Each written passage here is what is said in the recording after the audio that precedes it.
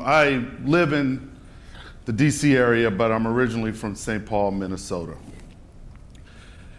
No offense to Boston, but it is the most livable city in America. Chris Rock once said about Minnesota that there are only two black people in Minnesota, Prince and Kirby Puckett. But he'd never been to my neighborhood. Because St. Paul, Minnesota is also a place of incredible racial and economic inequality. Here's a few stats about how black folks are doing in my home city of St. Paul. 34% are in poverty. The unemployment rate is double that of whites.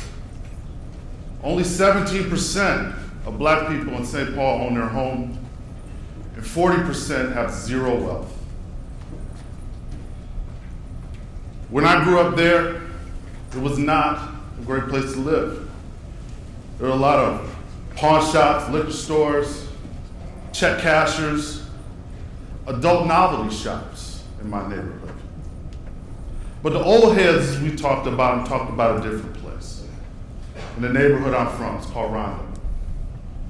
They talked about a place that had vibrant black businesses, grocery stores, barbershops, beauty salons.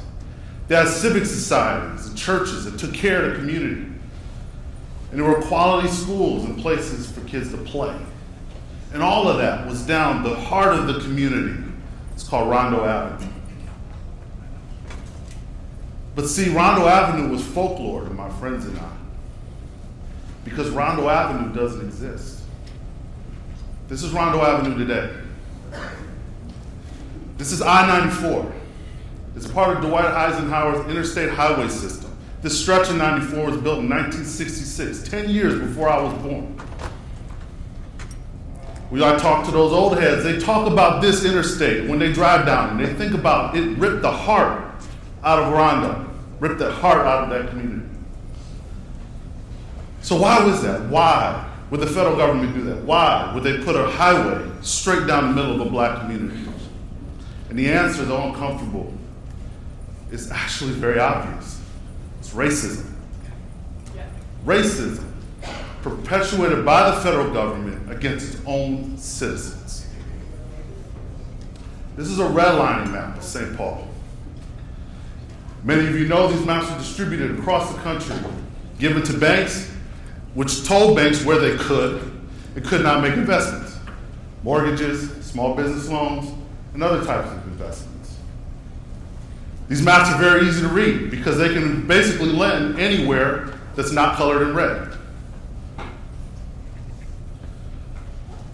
Rondo is D4 on this map. The guidance that came with this map talked about Rondo as a place that has a large percentage of Negroes. Now, sometimes I like to think maybe they meant there's a large percentage of Negroes. They must have really good soul food restaurants. But what I actually know is they meant there's a large percentage of Negroes. That'd be a great place to put a highway. From chattel slavery to redlining, from the Bracero program that exploited Mexican farm workers to our current family separation policy, from Chinese Exclusion Act to our current Muslim ban, our federal government has been complicit in using racism to create what I call an oppression economy. An economy in which people of color cannot thrive because elite institutions are fixing the rules to drive the wealth in their direction and away from people of color. I'm gonna take a moment to define what I mean by elite institution. Elite institutions are throughout our economy. They're corporations, banks, retailers, fast food restaurants, big media conglomerates. They're institutions of higher education, colleges and universities, both for-profit and nonprofit. They're nonprofit institutions, social service agencies, big healthcare systems, and public policy organizations. And they're also the government. But what if the government was different? What if the government, instead of colluding with elite institutions, colluded with us? What if they colluded with us to create a liberation economy instead of an oppression economy? What would that liberation economy look like? So I want to take a moment. I want you to do a thought exercise with me. I'm assuming this is a room that likes conferences and data, or else there's a lot of better things you could be doing on a Monday morning. Well, I want you to close your eyes. And I want you to imagine you're at this conference in 2045. And the first black woman to be Treasury Secretary is standing on this stage. And her job is to talk about the state of the economy for people of color.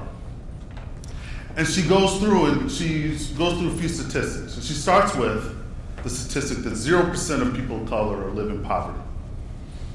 0% of people are unemployed. 0% of people are in prison. But then she goes on and she says, well, 100% of people have affordable health insurance. 100% of people are proficient in math and reading in our public schools. And 100% of people have access to quality checking, savings, and small dollar credit. But she doesn't stop there. She goes on and she says, in the year 2045, the median income of people of color matches that of white households. That the home ownership rate matches that of white households. That businesses owned by people of color have the same value as white businesses. And she closes by saying that the racial wealth gap that has plagued our country for centuries has finally and definitively closed. Now that's a really good speech if you heard it, right? You can open your eyes. That'd be a good speech. Well, I believe it can happen. I believe that it's something that we have within our power to do. But we have to do two things. We have to do two things. First, we have to dismantle that oppression economy, and we have to do that by acknowledging three fundamental truths. That in this oppression economy, racism is profitable, it creates wealth for the elite, and it is to blame for the economic conditions that people of color are currently in. It is not our personal defects. We're human, we all have them. But what it is a system that creates an oppression economy that depresses people's ability to thrive so that some can build their wealth. It is an economy that uses theft of labor and land, and always has. It excludes people from the tools that they need to navigate our financial system, and then uses that exclusion to exploit them so that they cannot build wealth, but strips wealth away. It is a cyclical process that continues over and over again, and we must intervene. And the way in which we intervene is by building the political power to take back the government so that it works on behalf of the people and not on behalf of elite institutions. And what we should demand from that government is, number two, that it build a liberation economy. A liberation economy that works for the people, for people of color. That it helps them, that attends to their basic needs. So they have clean air and water, a basic income in which to live with, affordable health care that they can access, that it provides safety and security, affordable housing that they can depend on, and generational wealth that they can pass on to their kids or protect them against the rainy day. That they're valued and that that value is compensated. That anyone that wants a job can have one, and that that job has a livable wage with benefits.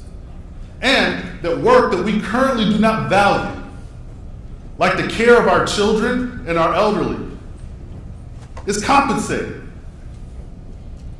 And that it's an economy in which we all belong. No one can be thrown away. No one can be cast aside. especially those who are formerly and currently incarcerated.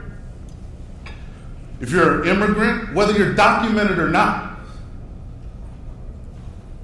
if you're an LGBTQ person of color, or if you're a person of color with disabilities, you belong in this economy, and there is a place for you, and there is a place for you to thrive. And I believe this is possible because I believe what Teddy Roosevelt said, that we are the government. The government belongs to us.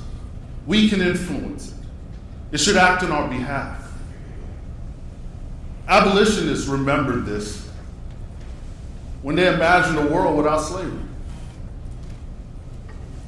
Workers remembered this when they created a system in which they could, the things we take for granted today, the 40-hour work week, the weekends, and the ability to collectively bargain our pay. And suffragists remembered this when they imagined a world in which the woman had access to the ballot box and could participate in our democracy.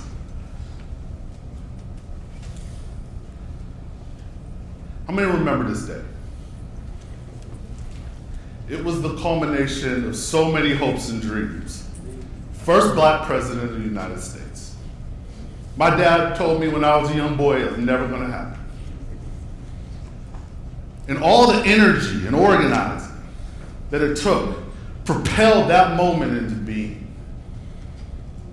But today, it feels very elusive, doesn't it? It feels very distant, very far away. So, my call to action for you is that you organize your networks, your partners, your business owners, your customers, to imagine a world and fight to force a world into being where no child will ever confront the indignity of economic oppression. And that we work together to create liberation in a generation. Thank you all. Enjoy your conference.